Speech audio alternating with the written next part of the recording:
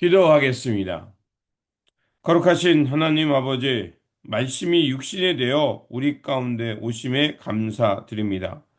예수 그리스도의 나심은 기쁨이며 동시에 위협과 고난이 함께한 사건이었습니다. 아기 예수님께서는 애굽으로 피해야 했지만 하나님께서는 그 걸음을 친히 인도해 주셨고 마침내 구원자로 돌아오게 하셨습니다. 주님, 우리의 삶 또한 기쁨과 고난이 공존하지만 그 가운데 길을 내시고 인도해 주시는 하나님의 손길을 믿습니다.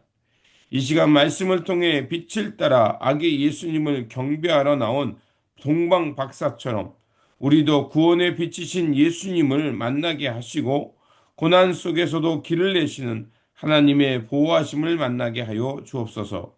우리 구주 예수 그리스도의 이름으로 기도드립니다. 아멘.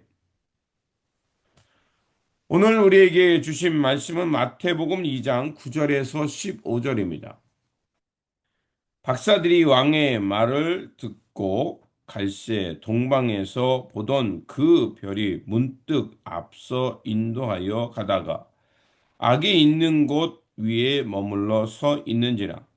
그들이 별을 보고 매우 크게 기뻐하고 기뻐하더라.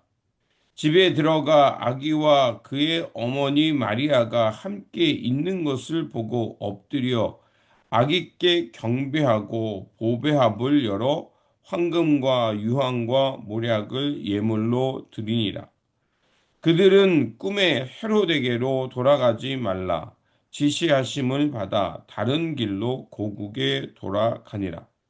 그들이 떠난 후에 주의 사자가 요셉에게 현몽하여 이르되 헤롯이 아기를 찾아 죽이려 하니 일어나 아기와 그의 어머니를 데리고 애굽으로 피하여 내가 내게 이르기까지 거기 있으라 하시니 요셉이 일어나서 밤에 아기와 그의 어머니를 데리고 애굽으로 떠나가 헤롯이 죽기까지 거기 있었으니 이는 주께서 선지자를 통하여 말씀하신 바 애굽으로부터 내 아들을 불렀다 함을 이루려 하심이라. 아멘. 오늘 본문 말씀은 고난 속에서도 길을 예비하시며 인도하시는 하나님의 손길을 전해주는 말씀입니다. 우리는 성탄을 기쁨으로 기억합니다. 그러나 오늘 본문은 예수님의 탄생 직후의 이야기는 매우 어두운 장면이 있음을 말해주고 있습니다. 동방 박사들은 황금과 유황과 모약을 준비해 경배하러 바로 그 시점, 그 어두움의 그림자가 서서히 덮쳐오고 있습니다. 평화의 왕으로 아기 예수님께서 오셨다는 그 이야기는 누군가에게는 기쁨이었지만 그 당시에 권력자였던 헤롯은 분노하고 두려워했던 것입니다. 결국 그의 분노와 두려움은 어린 생명을 죽이게 됩니다. 그래서 하나님께서는 요셉과 마리아와 아기 예수님을 한밤중에 애굽으로 피난을 떠나게 하십니다. 기쁨과 고난이 동시에 얽혀 있는 이 본문은 오늘 우리의 인생이기도 합니다. 하나님의 은혜가 임하는 기쁨도 있지만 곧 시련이 찾아올 때가 있습니다. 그런데 오늘 본문은 고난 속에서도 하나님이 인도하시고 보호하시는 길을 전해주고 있음을 볼 수가 있습니다. 먼저 하나님은 별을 통해 길을 여시는 분임을 말해주고 있습니다. 동방 박사들은 한때 길을 잃었습니다. 그러나 하나님께서는 다시 그들로 하여금 별을 보게 하여 주시고 그 별을 쫓아 움직이게 합니다. 그들이 별을 보고 매우 크게 기뻐하고 기뻐하더라는 말씀은 하나님이 어두운 것 같은 세상 속에서도 그 구원의 빛을 예비해 두셨다는 것입니다. 하나님은 당신의 백성이 예수님께 나오도록 한 걸음 한 걸음 앞서가시며 길을 여신다는 것입니다. 오늘 우리가 살아가는 삶도 마찬가지입니다. 때로는 우리가 보이지 않을 때가 있고 또 우리가 하늘을 보지만 또 구름으로 태양을 보지 못할 때가 있습니다. 하지만 우리 눈에 보이지 않는다고 해서 하나님의 손길이 멈춘 것은 아니라는 것입니다. 하나님은 별을 준비하셨고, 때로는 말씀을 준비하고 사람을 만나게 하시고, 또 때로는 사건과 예배의 감동, 또 성령님을 통한 이런 다양한 깨달음을 통해서 우리로 하여금 하나님의 길을 놓치지 않고 나아갈 수 있도록 하나님께서는 우리의 길을 예배하고 있음을 우리는 알 수 있는 것입니다. 두 번째로 아기 예수는 경배의 대상이자 구원자이심을 보여주고 있습니다. 동방 박사들은 아기 예수님을 보고 제일 먼저 하는 행동이 엎드려 경배하였다는 것입니다. 예수님의 탄생은 단순히 기적적 사건만으로 끝나는 것이 아니라 이 땅에 왕으로 오셨음을 선포하는 것이었습니다.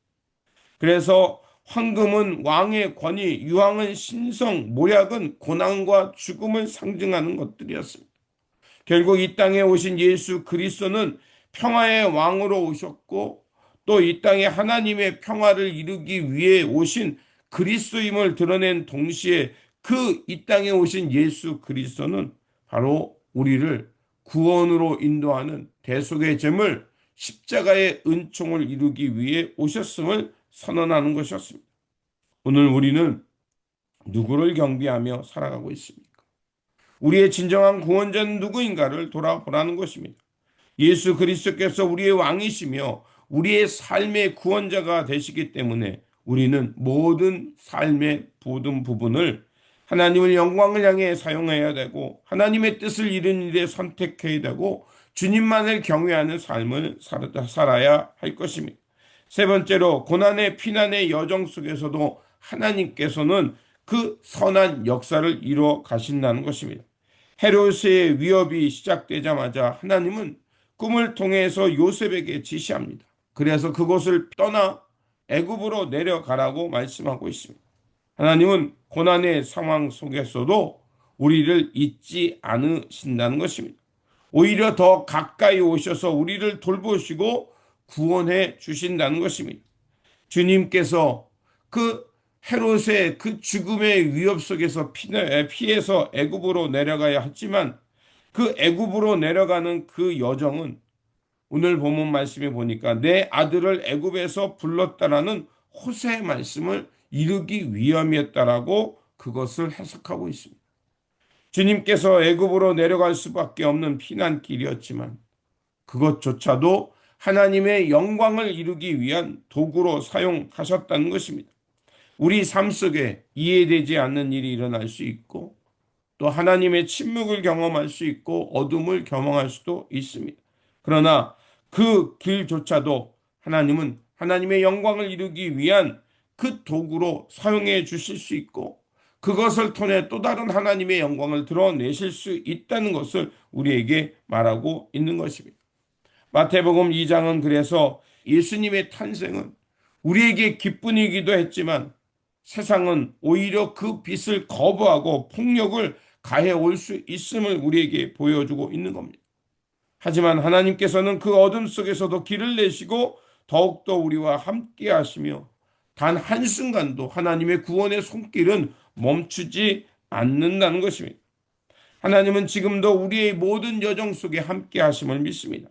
때로는 별빛으로, 때로는 말씀으로, 때로는 사람을 통해, 때로는 꿈과 상황을 통해 우리로 하여금 하나님의 구원과 길을 보게 하고 있다는 것입니다. 그렇게 우리의 역할은 무엇이겠습니까? 바로 주님의 이 부르심을 알고 주님의 인도하심을 따라 나아가는 것입니다. 그러므로 성탄의 기쁨만이 아니라 고난이 있지만 그 속에서도 함께 하시는 하나님의 은혜를 기억하면서 묵묵히 주님의 인도하심을 따라 생명의 길을 걷는 저와 여러분 우리의 삶의 자리가 되시기를 주님의 이름으로 축원드립니다. 기도하겠습니다. 고난과 피난의 순간에서도 우리를 홀로 두지 않으시는 하나님, 오늘 말씀을 통해 은혜의 길과 시련의 길이 모두 함께 있음을 알게 하시고 이 또한 주님의 주권 아래 있음을 믿게 하시니 감사합니다. 우리의 삶이 이해되지 않는 순간에도 있지만 그러나 하나님은 그 별빛을 준비하셨고 말씀으로 깨닫게 하셨고 끝끝내 하나님의 구원의 약속을 이루어 가심을 보게 하셨습니다. 그러하오니 언제 어디서나 우리의 삶이 어둠이 있다 할지라도 하나님의 구원의 손길이 있음을 믿게 하여 주시고 그 고난 속에서도 우리와 함께 하시며 길을 내시는 하나님을 신뢰하면서 주님의 인도하심을 끝까지 따라가는 우리의 삶의 여정이 되게 하여 주옵소서. 우리의 가운데 약속을 이루시기 위해 오셨고 마침내 평화의 왕으로 오신 우리 구주 예수 그리스도의 이름으로 기도드립니다. 아멘.